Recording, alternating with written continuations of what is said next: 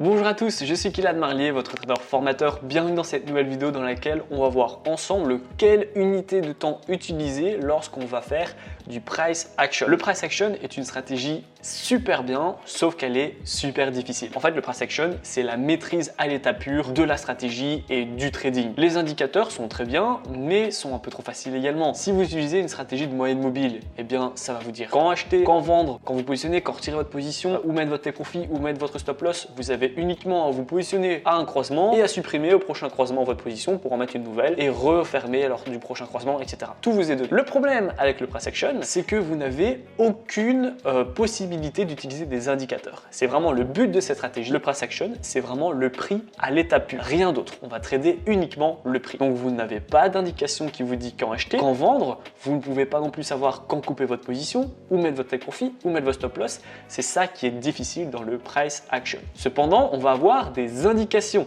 et pas des indicateurs. Les indications qui sont tout à fait valables pour le price action sont par exemple les figures chartistes, les figures graphiques, les supports horizontaux et obliques et les résistances horizontaux et obliques également. Vous pouvez sans aucun problème les utiliser. C'est d'ailleurs ce qu'on va faire principalement. Sauf que le problème, ça va être l'unité de temps. Quelle unité de temps utiliser lorsqu'on va faire du price action, sachant que si on est trop bas, on n'aura pas de fiabilité et si on est trop haut, on aura beaucoup trop de rareté. Il va falloir attendre beaucoup trop longtemps avant d'avoir une figure graphique qui se concrétise et à l'inverse, quand on va être dans du M1, eh bien on en aura beaucoup trop des figures et elles ne seront pas assez puissantes parce qu'elles sont dans des unités de temps toutes petites. Avec mon explication, vous êtes donc au courant maintenant qu'il faut trouver le parfait équilibre entre fiabilité et rareté. Lorsqu'on est dans des unités de temps trop basses, on va avoir pas du tout de rareté, mais pas du tout non plus de fiabilité. Et à l'inverse, lorsqu'on va être dans des unités de temps très hautes, on va avoir beaucoup de rareté et du coup, beaucoup de fiabilité. Donc au lieu d'avoir pas du tout et pas du tout, ou alors beaucoup et beaucoup, on va essayer de trouver le juste milieu.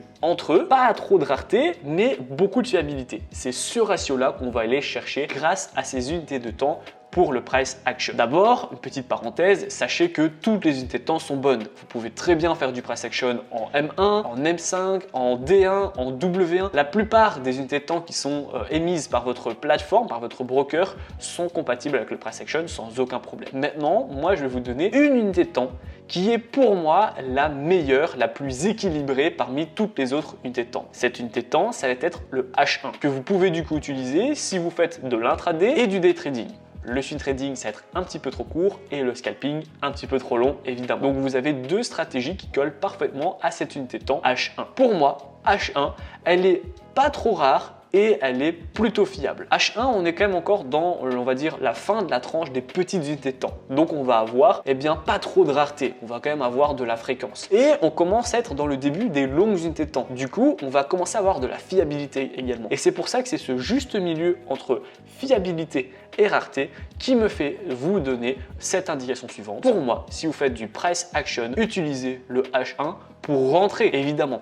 Ça ne veut pas dire que vous ne devez utiliser que le H1. Vous devez également utiliser d'autres unités de temps, comme par exemple le D1, le H4, le M15, pourquoi pas, parce que chaque unité de temps a son indication et sa condition. Je vous l'avais déjà dit, mais je fais un bref résumé. Si on fait du day trading, on doit commencer en D1 pour avoir la vision journalière, mettre les supports et les résistances du jour, voir la tendance de fond, etc. Ensuite, on doit basculer en H4 pour commencer à mettre une condition de trade. Est-ce qu'il est intéressant ce graphique ou est-ce que je peux passer à autre chose? Est-ce que j'ai des supports et des résistances que je n'ai pas forcément vu en D1 parce que je vais avoir 6 fois plus de détails en passant de D1 à H4 et ensuite en H1, à ce moment-là, je vais pouvoir mettre ma position, mon take profit, mon stop loss et ma condition de point d'entrée grâce à cette unité de temps en price action. Notez également que vous pouvez vous positionner en M15 avec le price action, c'est un chouïa court, mais je pars du principe que du coup vous aurez déjà fait une analyse en D1 et H4 ou D1 H1 avant d'arriver le M15. Donc c'est pour ça que je vous dis que les gens qui font de l'intraday peuvent tout à fait utiliser cette unité de temps. Également, faire de l'intraday en se positionnant sur le H1, c'est tout à fait possible. Notez que la seule différence notable entre le day trading et l'intraday, il n'y en a pas vraiment. Vous pouvez très bien utiliser du D1 H4 H1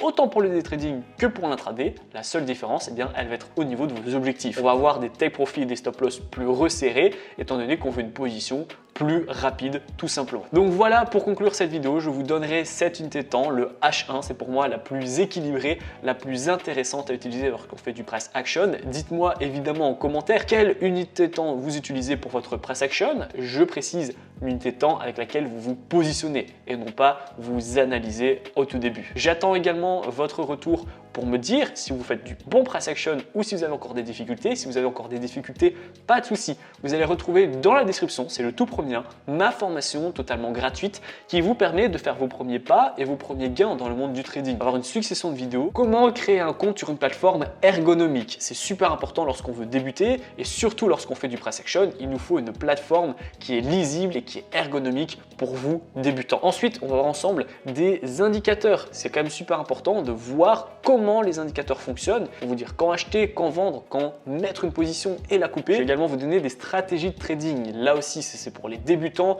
Vous n'aurez qu'à les copier et les coller, ces stratégies, et les modifier en fonction de votre profil d'investisseur. Dans la quatrième vidéo, je vais vous expliquer comment j'ai fait mes premiers 1000 € par mois avec le trading. Donc, je vous donne mon plan d'action, ma stratégie de trading, et vous n'aurez plus qu'encore une fois à la copier et la coller et la modifier en fonction de votre profil d'investisseur. Enfin, on va voir ensemble les take profit et les stop loss pour que vous puissiez être un trader qui dure dans le temps. Ultra important de connaître ces deux indications. J'espère que la vidéo vous a plu. Si c'est le cas, n'hésitez pas à la liker, à la partager, surtout abonnez-vous. Et puis moi je vous dis à très bientôt pour les prochaines vidéos. Ciao!